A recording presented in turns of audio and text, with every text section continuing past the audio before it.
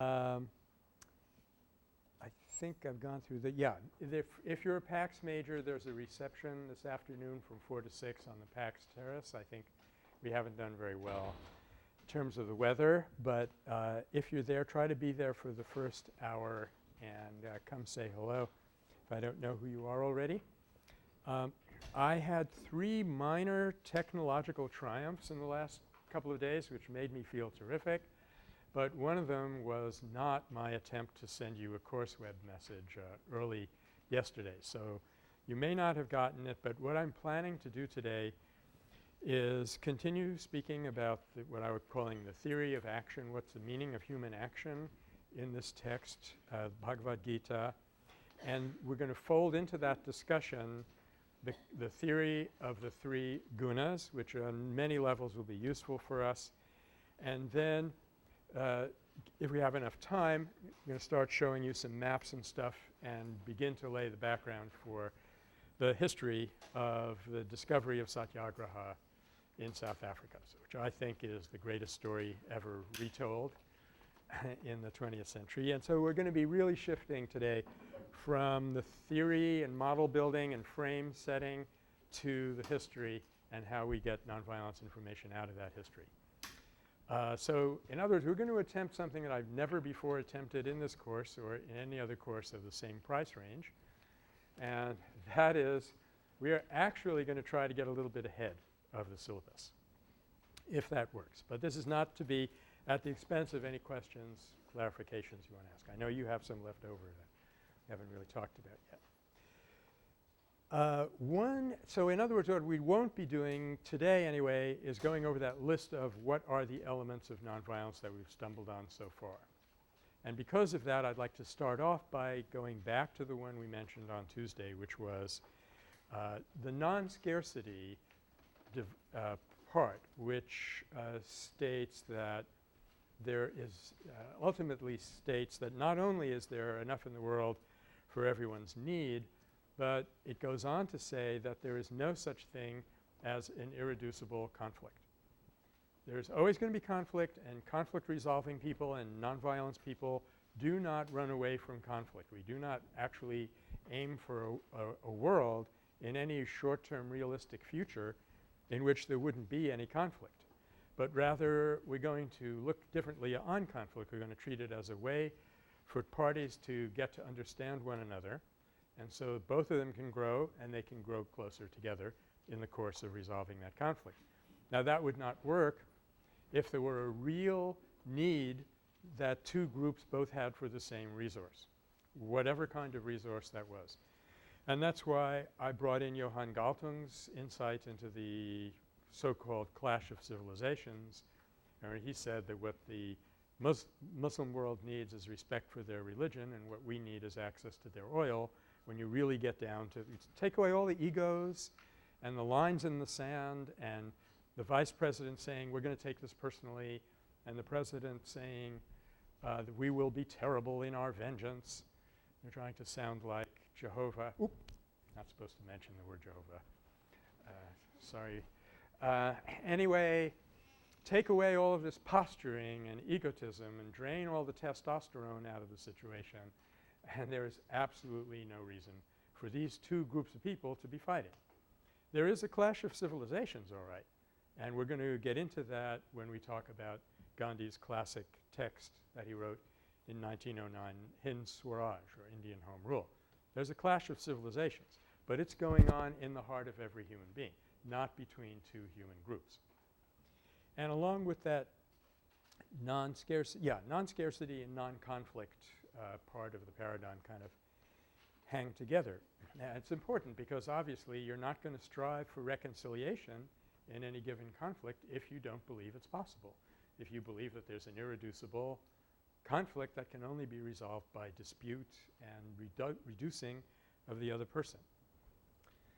Okay, so by way of getting us back into our subject, I want to quote for you probably pretty close to original word for word something that Gandhi wrote at the end of Satyagraha in South Africa. He up until 1926, when he finished his 2 books, Satyagraha in South Africa and My Experiments with Truth, which is what he subtitled or called his autobiography. And incidentally, I was thinking about it this morning and I realized I'm going to write a book. It's going to be called Our Experiments with Untruth. It's going to be about modern civilization. But it's, you know, it's still in the gestation stages, so we don't need to worry about it. But to get back on my little track here, in 1926 he completed the writing of these two books based on very careful notes. If we had more time, I would really base the course on those two books, but we don't have time. But at the end of Satyagraha in South Africa, he says, and so after 21 years, I left South Africa with a pang, the land in which I was born, and the place where I discovered my vocation in life. Okay. Does anybody have a little flag going up and saying vocation in life? Why, I know what that's called in the Bhagavad Gita theory of action. Anybody want to? Your Sva-Dharma, right. Your particular vocation would be a reasonable word for it. I mean, that line has always jumped out at me because I think it's the greatest understatement of the 20th century. You hear somebody realized God, became a Mahatma, and decided he was going to end colonialism, and he said, I discovered my vocation. Okay? Very good. So let's get back into the Bhagavad Gita. And by the way, Joanna, Kim, oh, yeah, sorry.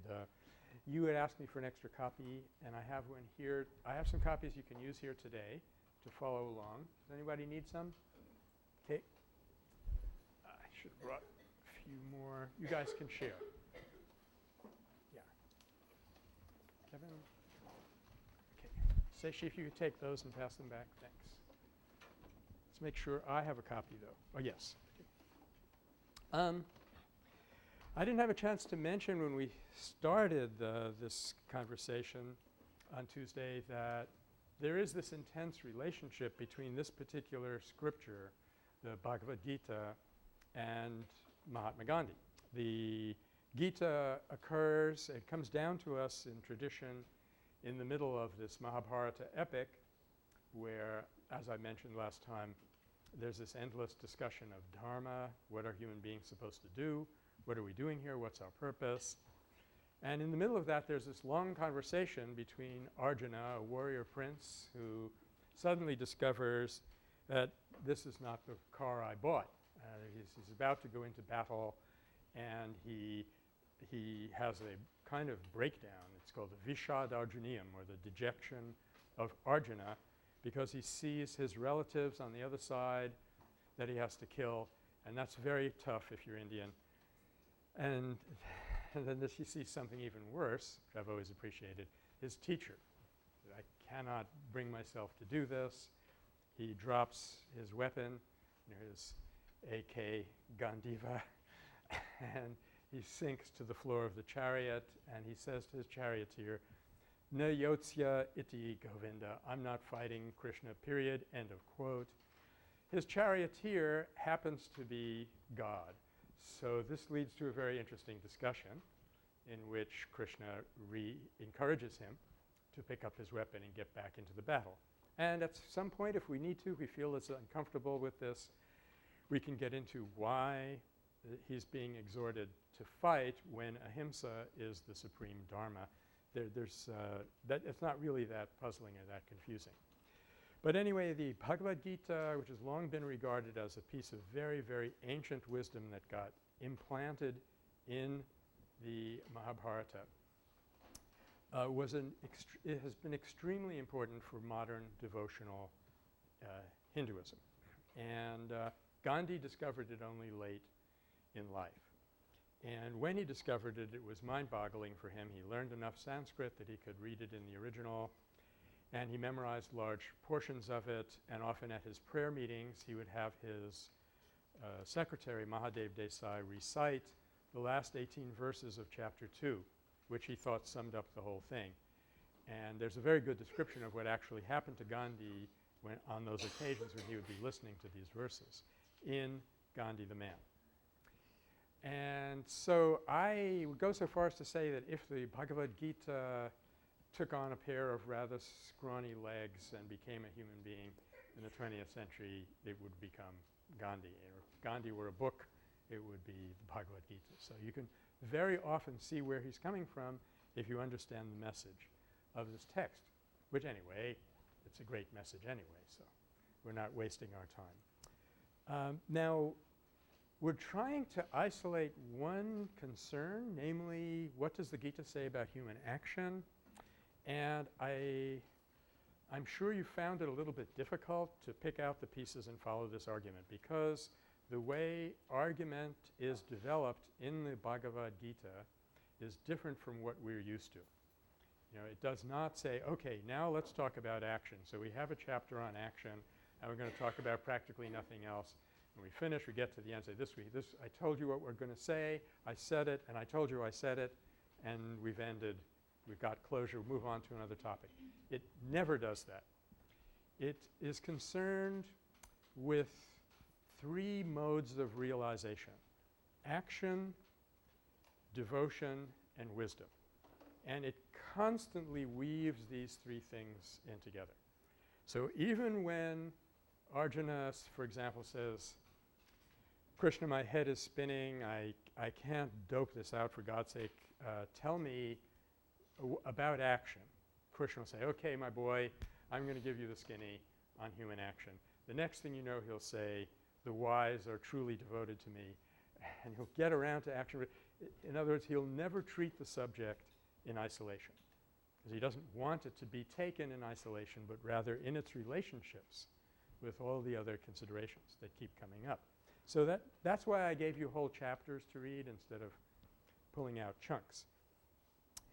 I know that's a little bit tough getting used to. So, yeah, question. Sorry, what was the third one of realization? I'm sorry, I didn't catch.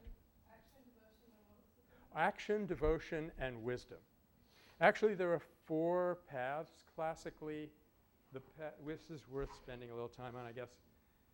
This is called Karma Yoga, is realization through action, which is basically what we're talking about. Then Bhakti Yoga is realization through intense devotion to a supreme ideal.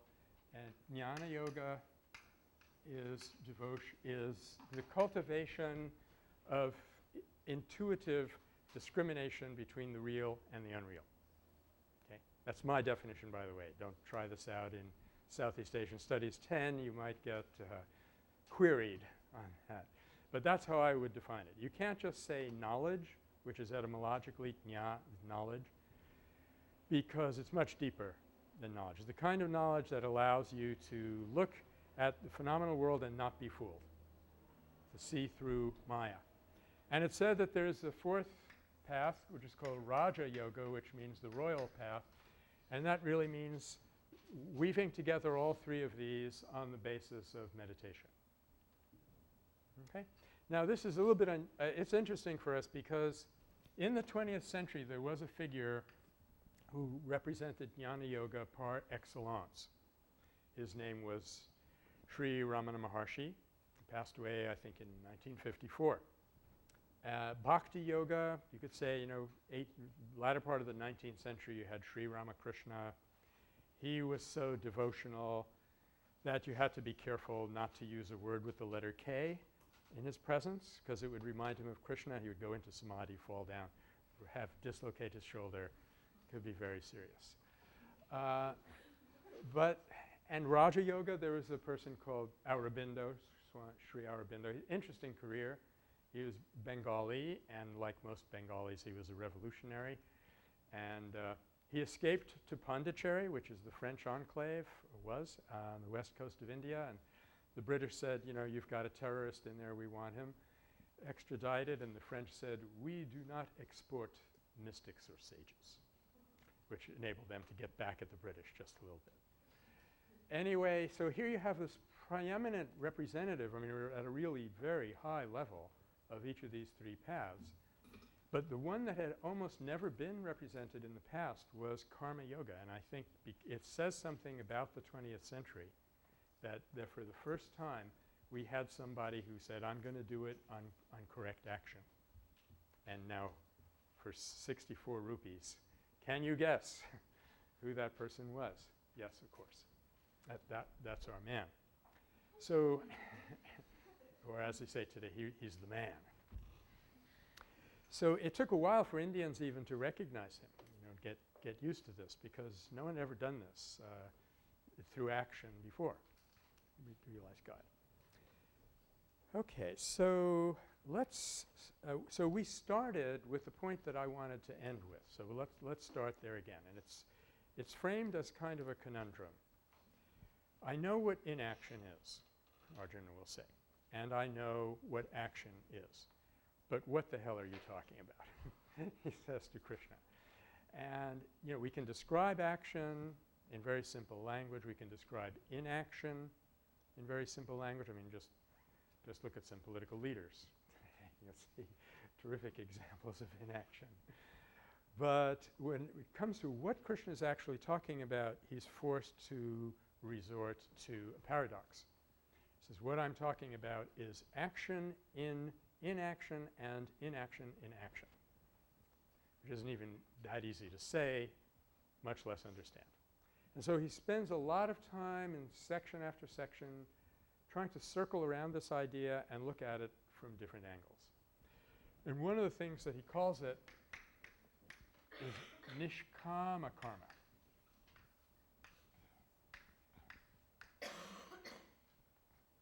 Karma, we know, means action. Kama means desire, usually without any modifier. It means personal, selfish desire. In fact, often without any modifier, it means sexual desire, which is the strongest example in that category.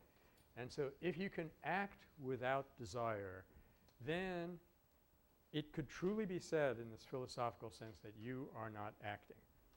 And now look at if you've got this little edition of ours. This is a good translation, by the way, because it sort of interprets as it goes along. This is chapter 3, which I think I didn't ask you to read. No. Okay. Okay, we'll do no harm. Chapter 3, verse 15. Every selfless act, which is an act devoid of selfish desire, Arjuna, is born from Brahman, the eternal, infinite Godhead. Now you could read statements like this a lot without quite grokking what the point of it is. The point of it is that this is an action which we're probably going to have to restate this several times to get it clear enough. But let's try this. This is an action which the universe is undertaking, and you are just the instrument. The action did not arise from your personal desire. It was something that had to happen in the course of nature. You happened to be there with certain capacities, and you're going to let it take place through you. But it didn't start because you wanted it to, and as we were saying on Tuesday, you're not going to latch hold of the fruits of your action and say, these are mine, because I did the deed. Jocelyn? A little bit like? What kind of ism? Determinism. It keeps coming back, determinism. No, and for the same reason. I'm glad we had this discussion on Tuesday. It isn't, and it isn't for the same reason as what we said on Tuesday. You can decide out of pig-headedness, stupidity, or what have you, that you're not going to do that act. And guess what, friends? This is exactly what's happening to Arjuna in Book 1. He said, yes, I'm a warrior, but I don't like this war. And Krishna says, I didn't ask you. Now, this will take a very strong form. Toward the end of the poem, Krishna will actually say to Arjuna, you are not killing your enemies. I'm killing them through you. So he doesn't want them killed, and therefore he's not entangled in the results of their having been killed. So he doesn't get the bad karma in the third sense is the mental entanglement in the desire or the outcome of the action. So that's what he means in chapter 3 when he says a selfless act, in a case of a pure act, you are just being a conduit. You're not doing it because you have a personal agenda that's involved, and you're not going to latch on to the fruits and take them for yourself. This is subtle, and I don't mind if we take a little time trying to chew it over and understand it, because if you just stop by what we said on Tuesday, we were saying I'm going to stop myself. We were saying you're not interested in the results. Now, that's not entirely true. I assure you Gandhi was interested in the fact that India won its independence. But he didn't – and I would go so far as to say that it made him happy. But he didn't do it to get happy. See how subtle this can be? He did it because he saw that this was the right thing to do, that he had the capacity to do it. Hold on to your question, because I don't want to miss it, but I'm backing up here a second.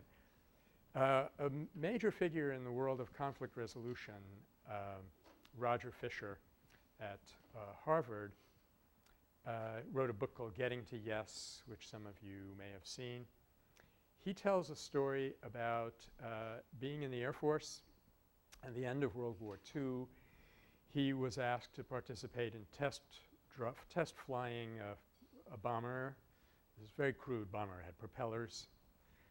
Could only kill relatively small numbers of people. And they were supposed to take this thing up and stop one of the engines and see how well it would handle. So it's easily worth 20,000 gallons of high-octane airplane fuel to – anyway, let's not get me all tangled up in my little problems. He goes up in the plane, and the pilot says, feather number 4. So they shut off propeller number 4. They tool around a little bit. It handles very well. They're very pleased. So now they're supposed to start it up again and go back to the base. But the pilot, boys will be boys. He says, gee, I wonder how well this baby would handle on only 2 props. So his feather number 2, and you can sort of see where I'm going here. It still handles pretty well. Gosh, why not go for broke? Long story short, they shut down all 4 engines. They're gliding over the rocky coast of Newfoundland about 15,000 feet up. And they say, wow, we're really impressed. Okay, terrific. Let's start this thing up and go back home. Oh, then they remembered. In order to start the engines, you need electricity. And you only have electricity when the engines are running. So they realized this, and the co-pilot said to the pilot, boy, are you in trouble? Which is an odd comment. There's 9 of them about flying. So they start strapping on their parachutes and repeating their mantras like crazy, I'm sure. And then somebody remembered that there's an old Briggs & Stratton 50cc engine down in the Bombay. So they scramble down there, get that thing out, wrap a cord around it, yank, yank, yank of sweat running down. It starts. Plug it into the generator, start one of the engines, start the other 3, go home. Phew. End of our story. Now, Roger Fisher, though, is a professor at Harvard, so he's now, what is the meaning of this story? So that's himself. And he asked a very neat question, which I find helpful for us right now. He said, okay, the person who remembered that there was a motor, old gas motor in Bombay, he did not get us into this trouble. That was the pilot's idea. Was it his responsibility to save the crew? Now, the way most of us think about ethics, we would say, no, it wasn't his responsibility. He didn't cause the trouble, so he was not responsible for getting us out of it. But Fisher's answer is, it was his responsibility because he had the capability. You are responsible to use your capacities when your fellow human beings need them. And if you can imagine Gandhi thinking, here's 300 million of my fellow human beings who are suffering in bondage. Our culture is on its last legs. We're losing faith in ourselves. Not only that, This is a part of man's inhumanity to man. This has to do with colonialism and the whole conflict of civilizations as he saw it. And I can do something about it. And that's the ultimate reason why he did something about it. Now that doesn't mean he had to be unhappy when it worked. There were also parts of it that didn't work so well, which we'll be talking about later on. It didn't mean that he should say, oh, you know, what do I care? What's my next job? You know, step into the phone booth again, you know, kind of super Gandhi. It didn't mean that. He could get happy, but he didn't do it to have that personal happiness. He did it because there was a match between his capability, which was, you know, on a different order of magnitude from most of us, and the need. Okay? So it's like sometimes when we talk about altruism in terms of animal behavior, we think in order to be altruistic you have to suffer. Not necessarily. It just means you should be motivated for the well-being of others. Okay. Question?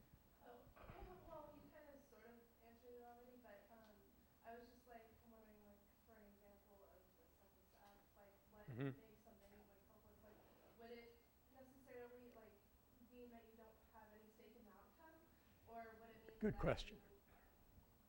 Does it mean that you have no stake in the outcome? I would modify that just a little and say it means you don't have any personal stake in the outcome. In fact, we can go on and add, there's a very good example of this. After independence, Gandhi could have become prime minister. He could have, you know, rewritten the constitution and made himself, you know, the Maharaja of India for life or whatever. He had the country in the palm of his hand. They owed him this incredible debt, except for the RSS people who hated him. But he said, no, I want to go and live in Pakistan. I want to be that human link between these two parts of the country that were torn asunder. So, you know, he did not take any personal reward. His reward was the success of his action. But what about the personal satisfaction that comes along with altruistic behavior? There, yeah. It's like it's its own reward, but it's still you're rewarded with. Yes, and that's why I say this is a kind of subtle thing. There's no problem in being satisfied. In fact, if you're satisfied, you're probably going to make less trouble for other people. But the thing to do, I think, is to learn to be satisfied in the well-being of others. Rather than – because remember last time I was saying that what you're renouncing, what you're not attached to, is a rather special Sanskrit term palam, which on one level simply means fruit. There's fruits that grow in India called sitapal, things like, you know, sitapal, sita's fruit. But it takes on the connotation of the benefit to you personally as opposed to the benefit to the feed into the well-being of the larger group. So to the extent that you're getting your satisfaction from the well-being of the larger group, you're home free. Your desires are kosher. I'm not sure they use that word. But you can want as much as you want. As St. Augustine would say, love God and do whatever you want. But it's very difficult for human beings to keep focused on that. I mean, even without the 1,500 commercial messages a day that we're exposed to, between 1,500 and 3,000 commercial messages a day, every one of them has a subtext. Be you. Grab this for yourself. You know, this is all about you. It's very hard, even without all of that propaganda, to be confident that your happiness is going to be completely satisfied in the happiness and well-being of the whole. So that when you can, I mean, to the extent that you can reach that orientation, your actions will be free from entanglement of karma. And we can say that the actions are desireless. And to get back to what we started with, we can say that, you know what, in a way you are not acting. That's what I said. It's the force, to sound like Star Trek, but the force is acting through you. On one occasion, I'll be back to you in a second, Divya.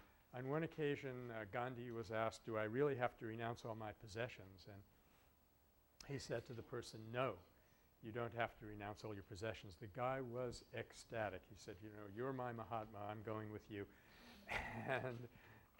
But then Gandhi finished the sentence. He said, you don't have to renounce any of your possessions. All you have to renounce is the possessor. You see what I'm driving at? The little self that says, this is mine. You know, you put the little bumper sticker and say, my child is A number 1 in the 8th grade in Winnisocket Public School or something, you know. This is my personal possession, my personal benefit. Okay.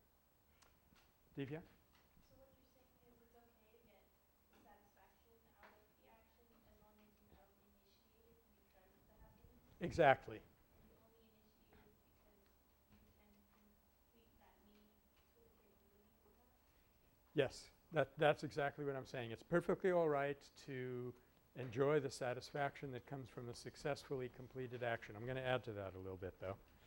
It's perfectly all right to enjoy that satisfaction, but it's not all right to be motivated by that personal satisfaction. Because that means you're going to be angry if you don't get it, you're going to be disappointed if you don't get it, and so forth. You know, Gandhi had tons of disappointments at the end, but he didn't let them depress him because he didn't let the satisfactions get him elated. I guess what's happening is that eventually your personal happiness lines up completely with the need of those around you.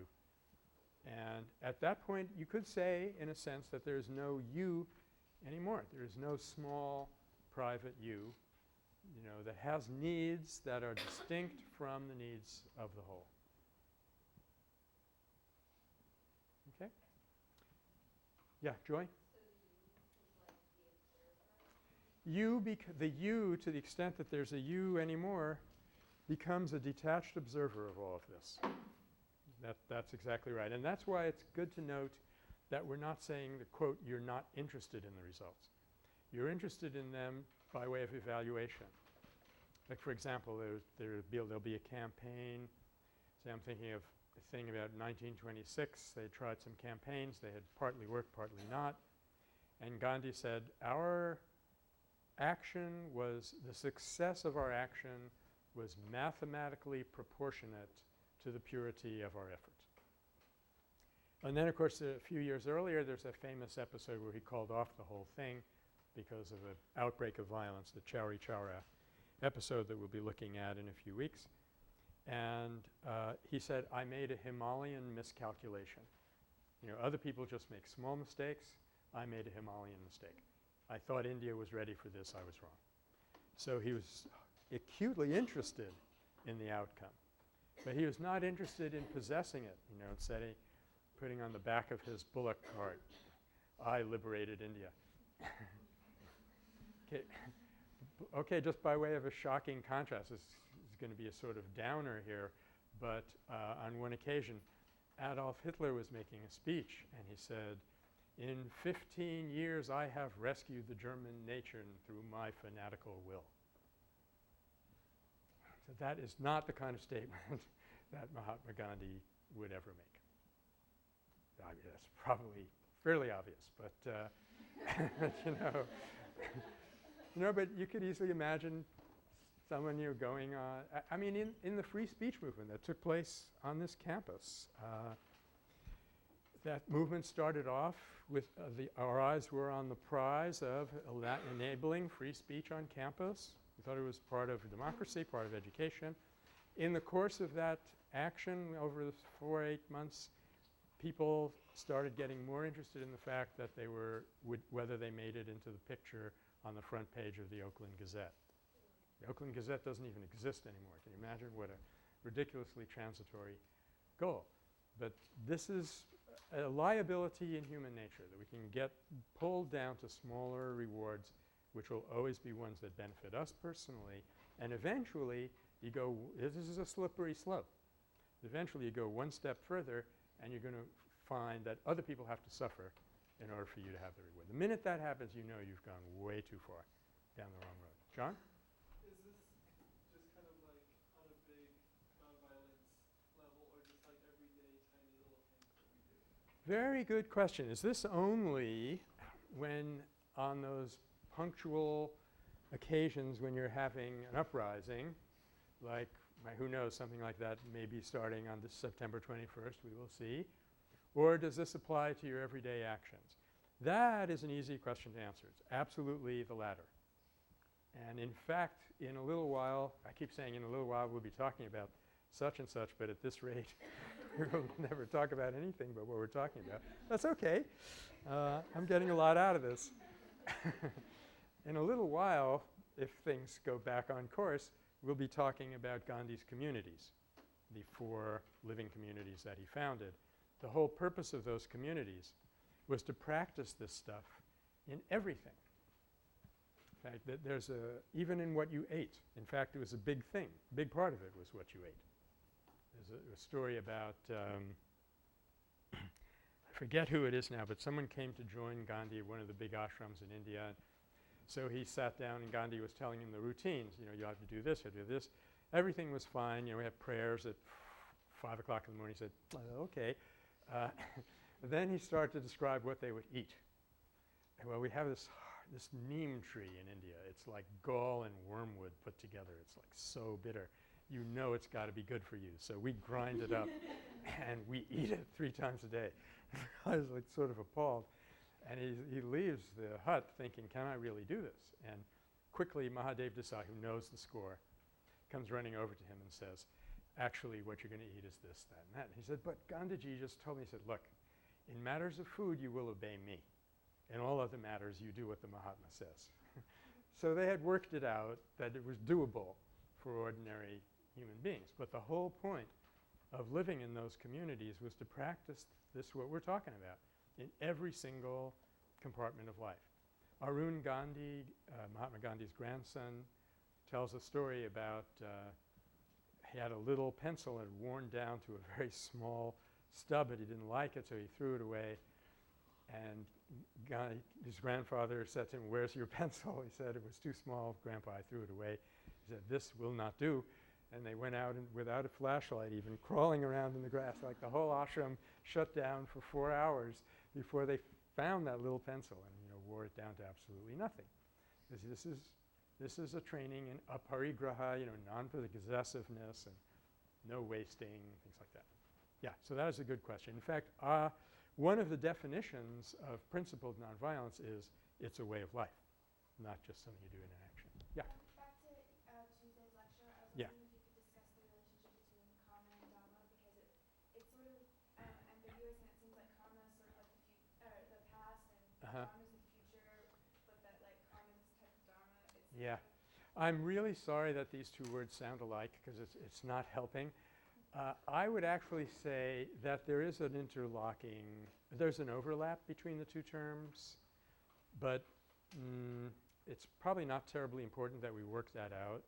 The basic idea behind dharma is that there is an underlying principle governing and sustaining and supporting all of life. And the principle behind Sva-Dharma is you figure out how you fit into that principle. And the non-determinism, like I see the questions already starting, the non-determinism is because you actually have a small measure of choice. You can decide to knock your head against a stone wall for the rest of your life by not discovering your own dharma, or you can discover what it is and follow it. But karma means, broadly speaking, a question of human action. And they considered this a very important topic. In Chapter 7, there's a definition of illumination, and Krishna says the illumined person understands the relationship between God, the individual, and action. It's really that important. And so what we're saying here is that there is one appropriate way to act. Now, there's no question that these 2 things are not contradictory. When you have found the right way to act without personal desire and all the other things we're going to list, yeah, we'll list pretty soon, you will inevitably be on target. I shouldn't use that image.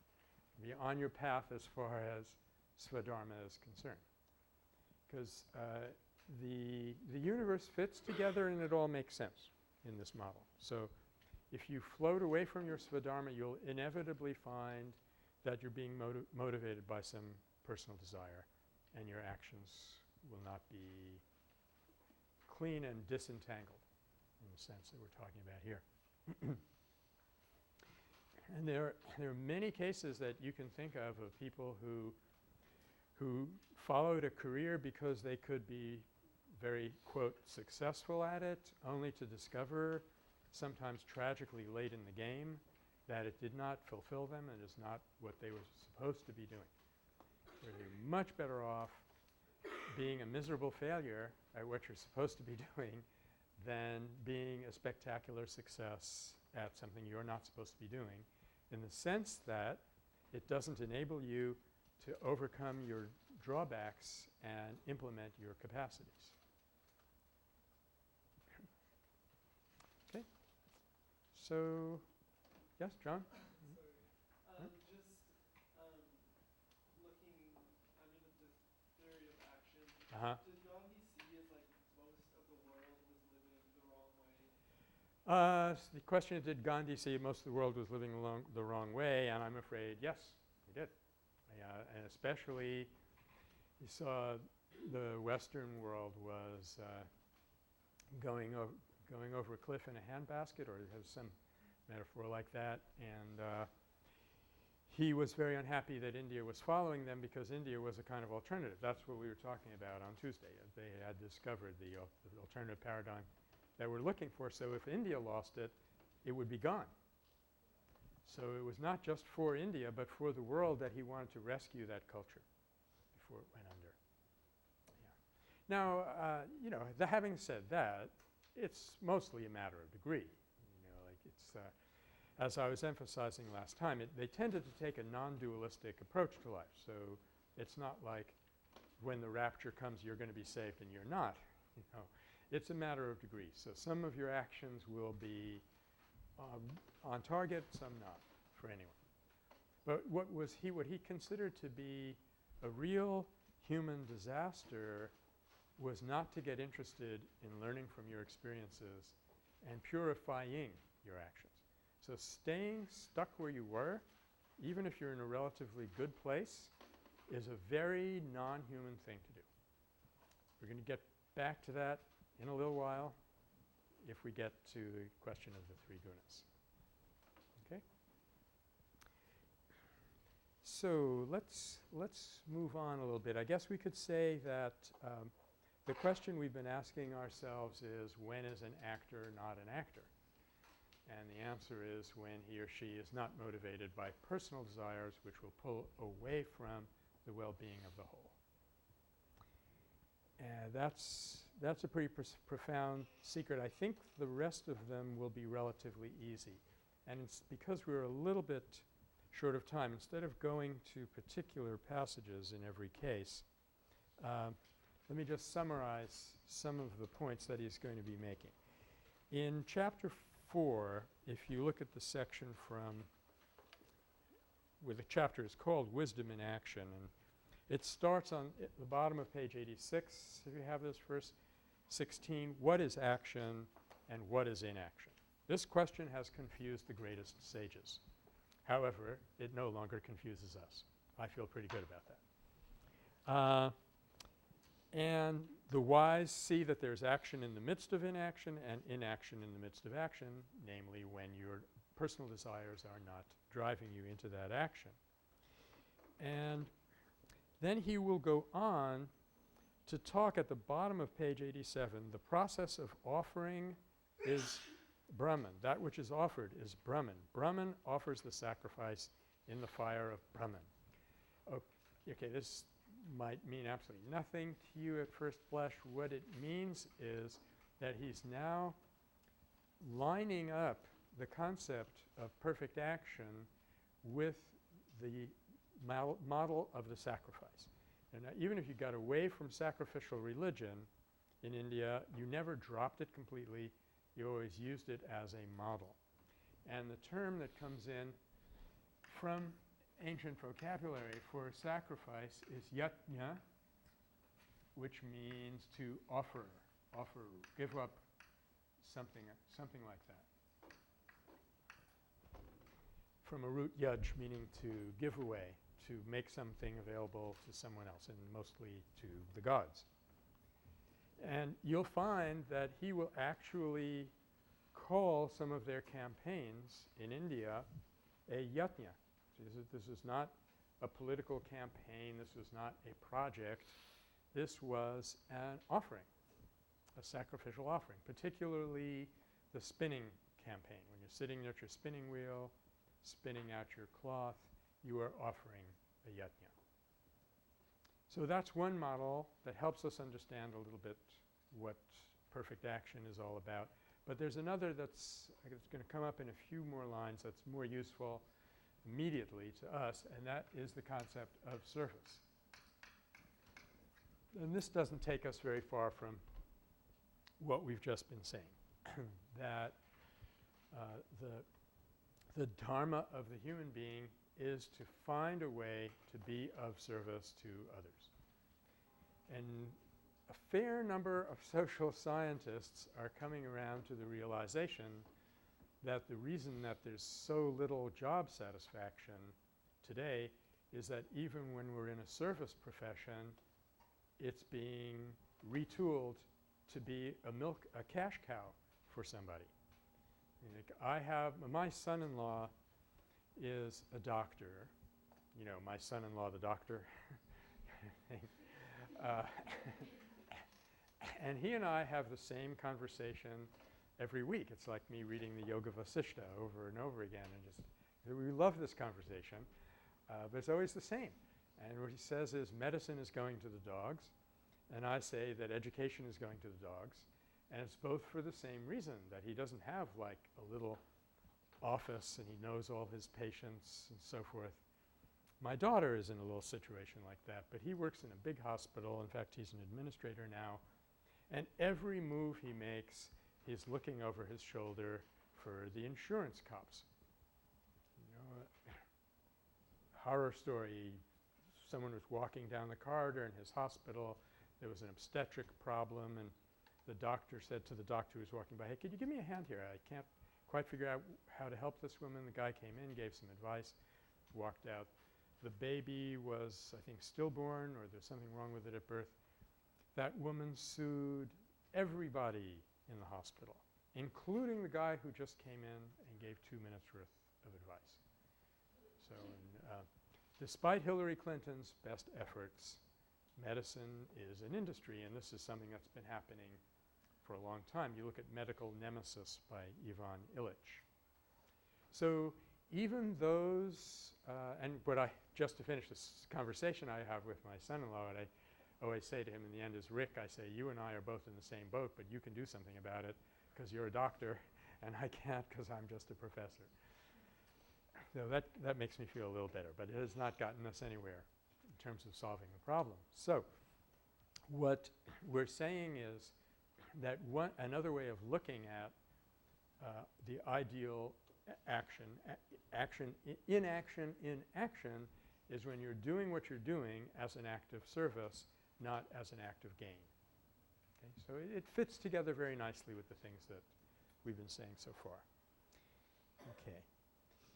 And there's one other element that he adds to this, and this will come up in the beginning of chapter 6 if you have time to look at it later, and that is renunciation.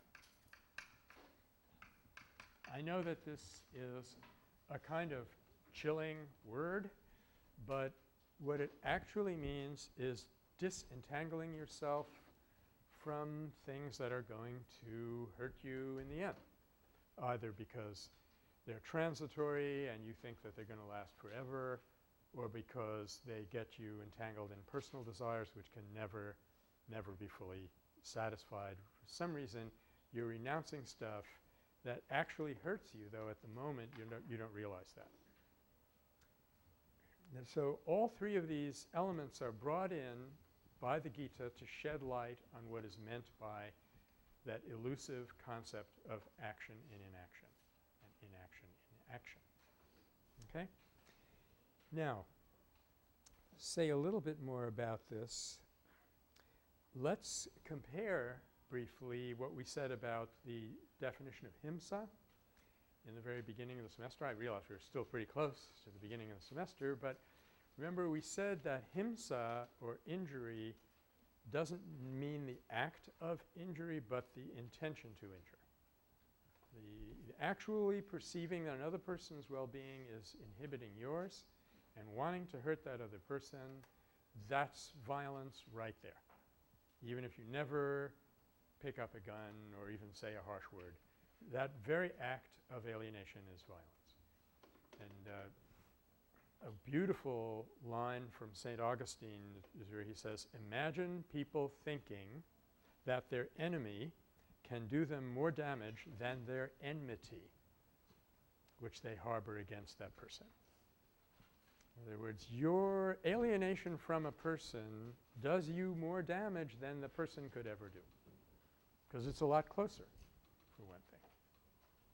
Now, in a similar way, what we're saying here about action is what determines the status of an act is not, I'm going to say not purely and simply what the act is, but your intention and your mental state in carrying that action out.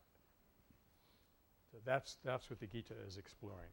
And this will help us to understand little things like, for example, in South Africa there was a calf that was hit by a car. I say there was not a whole lot of cars in the world at that time, but that's all right. I've read that in 1895 there were 3 automobiles in this country and 2 of them collided in St. Louis. We should have read the handwriting on the wall at that point, but we were too excited by the toys. Anyway, this calf was hit by some kind of vehicle and it was obviously not going to live, and it was in great agony, and Gandhi put it out of its misery. And, you know, according to strict orthodox interpretations, killing a cow is approximately the worst thing you can do. You know, we'll get into why that is maybe at some other point, but you could do a lot of bad stuff that would you might think would be absolutely horrific, but killing a cow would put you over the top. So he got a lot of flack from the Orthodox community. You killed a cow, you call yourself a Hindu. And he said, yeah, that animal was in agony. There was absolutely no point in prolonging its misery, and I had it killed. So for him, you see, the action was nonviolent because it was motivated by compassion, purely by compassion. And of course, no attachment to the results. The results were a disaster for him because he has all these people on his case now telling him that he's not a Hindu and so forth. Shannon? In terms of today, like with mercy killings and things like that, how does that sort of apply with nonviolence? How does mercy killing work into nonviolence? Well, I would say there'd be no problem if the person ordering the mercy killing were a Gandhi. But since it's ordinary human beings for the most part, it becomes problematic.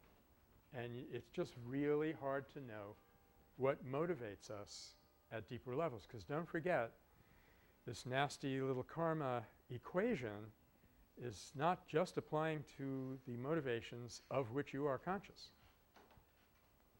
That's part of getting liberated, is to understand your own mind so well that you don't have these unconscious negative forces that are driving you into thought, speech, and action and entangling you in karma.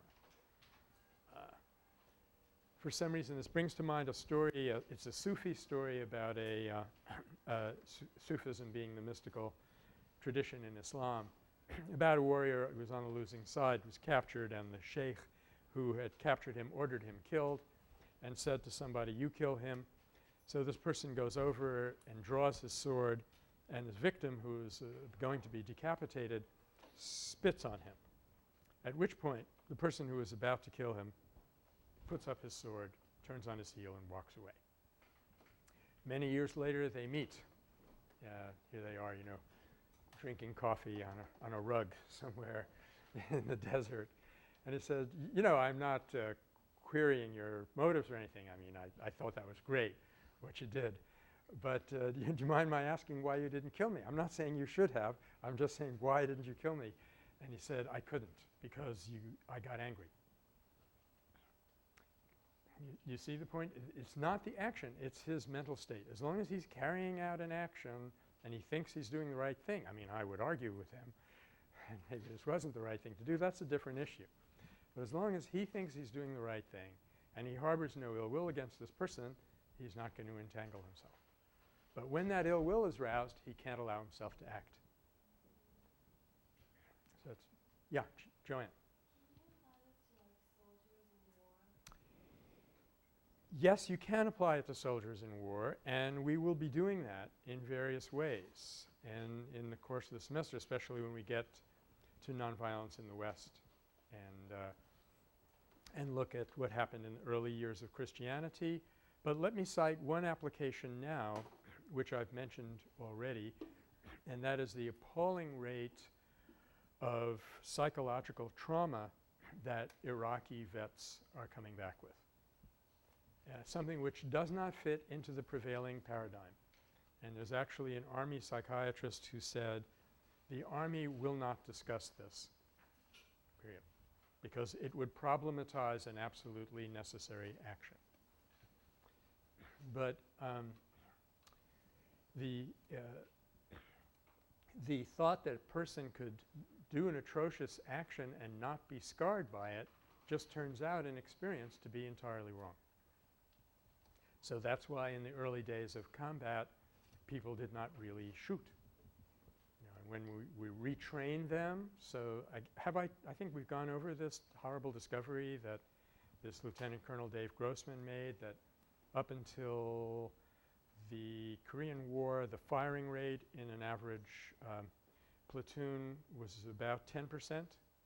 If you have 10 men in a squad and they're in an action of some kind, one of them will actually be shooting at the enemy, and the others will be either going like this or not firing at all or stuff. And when the Army discovered this isn't a very happy story, but the Army discovered this. They said, we got to fix this, and they got in and they started offering recruits video games. That the same video games that your kid brother is watching right now while we're here in this course. And they got in, they started in the Vietnam conflict, and they have now got the firing rate up from 10 to 85%. But the question that no one is asking is, what does that do to the men who have been conditioned to now hurt or kill other human beings? And the Army's answer is, we're not going to go there. So that, in a way, is an application of this question of the law of karma and selfless action and so forth to modern-day combat. But I should probably briefly say that the reason Krishna's exhortation to Arjuna to go back into battle is not a violation of ahimsa is that this is allegorical. Actually, Gandhi had two explanations for this. It's an allegory. It doesn't mean you should all rent a chariot and pick up a bow and go and kill your nasty cousins. What it means is you should carry out your dharma. Arjuna is a kshatriya. He belongs to that class whose responsibility it is to protect society. And he's saying, I don't want to do it. And Krishna is saying, you don't really get to make that choice. This is the most shameful mistake that you could possibly make. So the lesson to us who are not necessarily warriors is not that we become warriors, but that we carry out our dharma, whatever that is. Gandhi also pointed out that Arjuna was not a conscientious objector. He was not saying, oh, I've read the Bhagavad Gita, I'm not going to fight anymore. He was saying, I don't want to kill these people. And Gandhi was saying that Krishna wasn't going to accept that excuse. And just Tuesday night I was having a conversation with some friends, and we remembered this episode, this anecdote from the life of William Penn, who was an early follower of George Fox. We'll be talking about all of these people. And Fox was very nonviolent. Penn joined him But he had come from a military background, and so he's walking around with his big sword. And suddenly it starts to bother him. And he says to George Fox, "Should I be carrying this sword around?" And now if you were to ask me, I would say, "No, no, you know, I'm glad you asked. Get rid of the bloody thing." But Fox is much more astute than that. And he said, "Sir," which this is 18th century, right? "Sir, wear thy sword as long as thou canst." In other words, as long as you haven't reached the point of awareness where you yourself realize that the thing is wrong, it would be sheer hypocrisy not to wear it. Because what's going to happen? Somebody's going to attack you. You're going to say, "Where's my sword?" You know? So you have to reach the point where you yourself are going to rely on something else other than that sword. Then it becomes appropriate to put it down. Well, what I propose to do now, because otherwise Jordan and I have to carry all this heavy equipment back another time, is let me quickly summarize what the rest of the theory is. Because this is really the hard part. The inaction, in action. Once we've grokked this part, the rest of it is easy. It just relies on a few simple principles. Oh dear, and then there's the guna thing in chapter 18. Okay, we'll have to see what we can do about that. 1, pure simple inaction is not an option. Because even if you lie there saying, "I'm not going to do anything," you still have the main doers going on in other parts of your mind, which is your desires, your dissatisfactions, and so forth. So Arjuna says, "What about I don't do anything?" Krishna says, "Forget it. You lie there on the floor of the chariot and you'll be having all kinds of horrible thoughts, and they'll be involving you in the same karma almost as if you go out and do them." So you have to act. So then the question becomes, choose the right act to perform. You'll see all of this in the text if you go back now. And this is where the question of your Sva-Dharma comes in. One place anyway. Do it with the right means, and you'll never guess what those are. Hint. And finally, the big one, be detached from results. That's the one that we spent all the time on. I'm going to use the word fruits because, as you know, again, it's not results, it's the fruits that you're detaching from. The personal advantage that accrues to you from what you've done. You know, you see these billboards, first the work, then the reward. You ever seen there's a big bottle of Smirnoff lying on its side, mostly empty, and it says, first the work, then the reward. This is not the Gita theory of action. Okay? You're not motivated by a fifth of Smirnoff. You're by what the good outcome of your efforts might be. Okay. I think it will work now if I'm going to go over something kind of quickly, and if it's confusing, we can get back to it. But how does the question of action come up in chapter 18, which really spends a lot of time on it? It comes up in the context of a model of the phenomenal world, a theory, which is very powerful in the technical sense of the word. You can explain a lot with this theory. And it comes up early in the Gita, around chapter 16 through the end of the text. It deals strictly with this model. And this is called the model of the 3 gunas. Guna, for our purposes, means a modification. So really what we're talking about are 3 possible energy states in the phenomenal world. And this will apply to everything. And let's start with the lowest of them. The worst state to be in is called Tamas, which means, let's use the word sloth. It's sloth, torpor, something like that. There was a joke about ethics class where the professor says, okay, which is worse, ignorance or apathy? And nobody raises their hand. And he says, come on, which is worse, ignorance or apathy? And finally he yanks one student and says, which is worse? The student says, I don't know and I don't care. This is a good this is a good definition of the tamasic state. This is the lowest energy state that you can be in. This is nothing happening. This is rarely encountered in Berkeley. Okay? Now, there's a higher state. I'm going to draw this with an arrow because these things are progressive. They're evolutionary.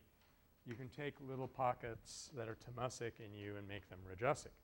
Rajasic means energetic activity, not necessarily with any particular goal in mind. I always think of that famous line from The Wild Ones where Brando is on his Harley and they're about to leave town, and some woman who has fallen in love with him, which women frequently did both on stage and off, comes running over and say, but where are you going? And he said, we don't go places, we just go. That's Rajas. That's the real. So this is the Marlon Brando Guna. But above that, there is something a little harder to define, which is called Satva, which in fact has the root Sat in it, which we're going to be talking about pretty soon, which is the root in the word Satyagraha. And okay, this is energy, and this is balance, law, nature, stuff like that.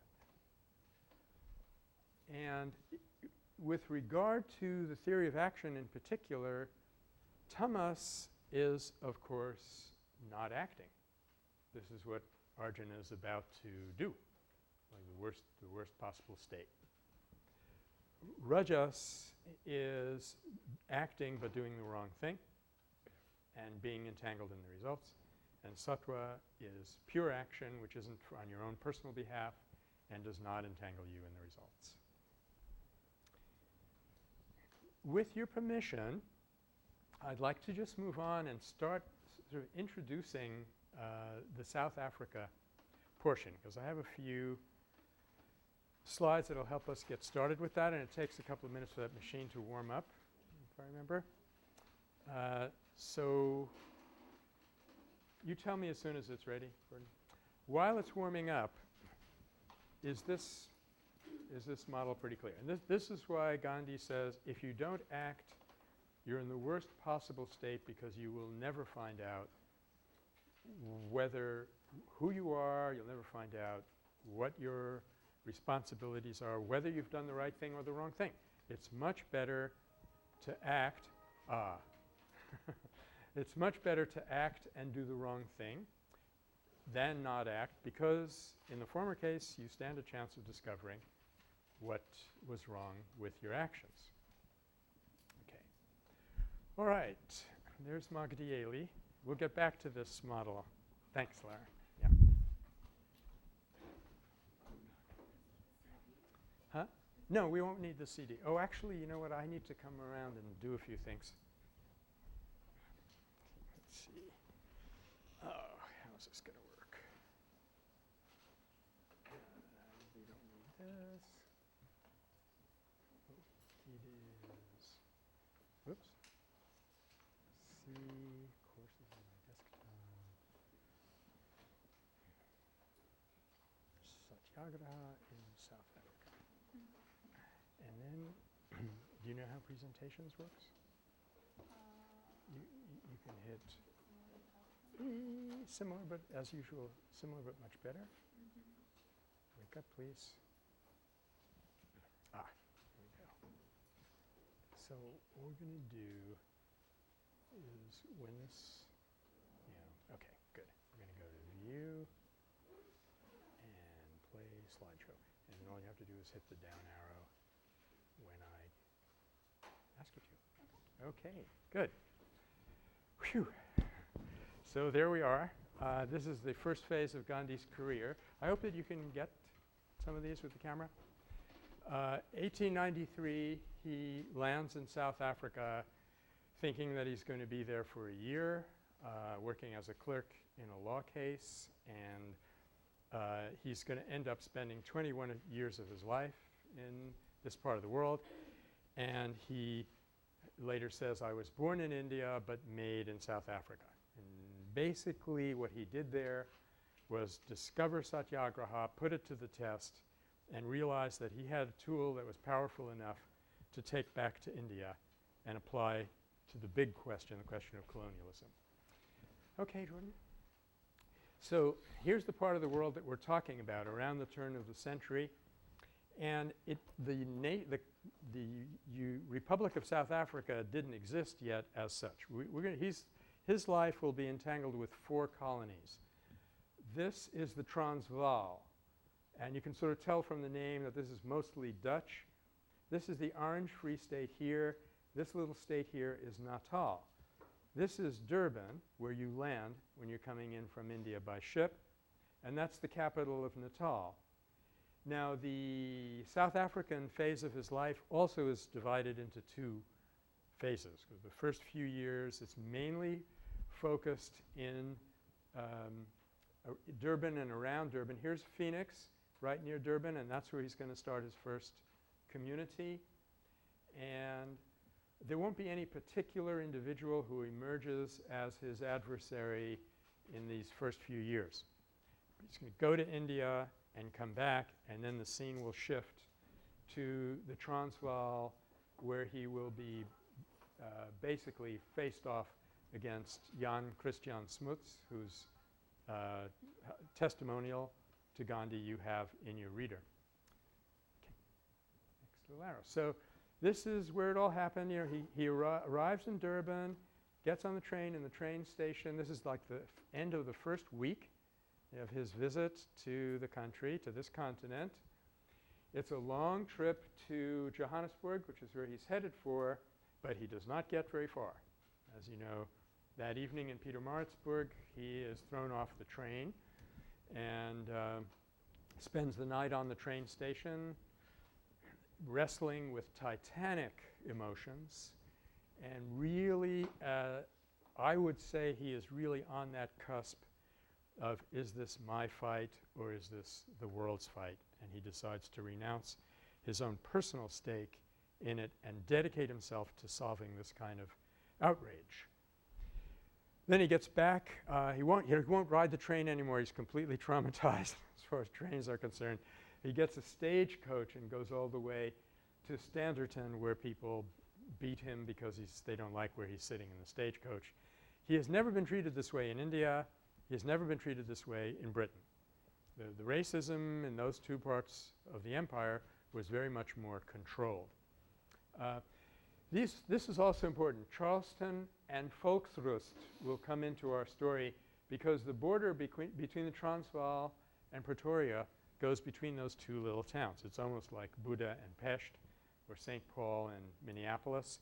There's a little, what the Dutch call the sprout, which means a little creek, and one side is Transvaal. And it's at a key point in the struggle, it's illegal for Indians to enter the Transvaal, especially from Pretoria. So there will be a big scene where they'll just step across that creek and get themselves arrested, and that'll be an important Satyagraha. Okay, so that kind of orients us geographically. Now, I thought I'd show you a couple of political cartoons from the era. This is a local application of the old rule about the invincible force and the immovable body. This is the latter half of the South Africa adventure, and this is Jan Christian Smuts. In fact, you remember from the movie, what is his name, the Dutch actor who played, he's also a playwright in his own regard. But the guy who plays Smuts, he did look a good bit like Smuts, actually. And this is a period steam engine, and of course the elephant represents India. Cartoons have to be pretty simple. And so the elephant is saying, stop, you're tickling me, Jan. So all over the world, people were watching this, and they were fascinated by, you know, here's the power of the government, which is one kind of power represented by technology a railroad engine. And then there's the power of something else that they were just trying to figure out how it works. And the next slide will show you one of their attempts to understand this. This, you can tell, is Gandhi looking very pious. He never really looked like that, but this is how the world thinks of him. It's actually, it kind of infuriates me, but I don't think we need to go there. And if you can't read this, here's a desperado. There's a desperado with a revolver saying, "Prepare to meet your end." And then the passive resistor, the term they're still using for what Gandhi is doing, he says, "Yes, brother Smuts, I am prepared. Pray, do your worst." And the desperado says, "Heavens, man, don't say that. The bloomin' gun won't work." Now, it's difficult to tell from this cartoon, and it's difficult to tell from a lot of cartoons and a lot of humor, do they mean this seriously or not? Is this a testimonial to the power of passive resistance, or are they holding it up for mockery? It's very hard to tell. Well, I have a few other pictures here which are not from the South Africa era, so maybe we could just cycle through them quickly. This will be – actually, this one is earlier. This is Gandhi in London at the Vegetarian Society. This man, Dr. Pranjivan Mehta, entertained Gandhi in 1908 in London, and he is the person for whom Gandhi is writing Hind Swaraj. Whereas Mehta was saying, the British are choking the life out of us. We have to fight back, and the only power that we know is violence. And Gandhi actually was more terrified by that than he was by the British oppression. So he wrote Hind Swaraj for his fellow Indians who were on the verge of attempting another mutiny like they did in 1856.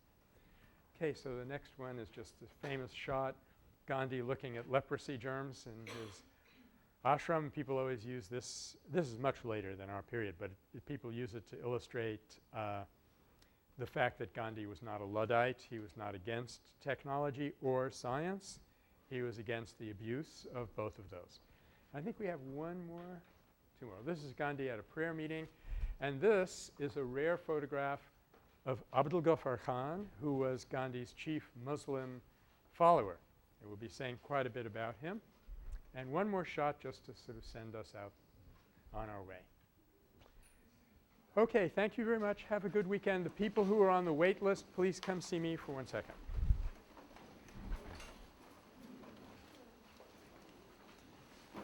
Oh, and don't forget to pick up some posters if you think you might be interested. Remember a story, like one or two on Christmas Day?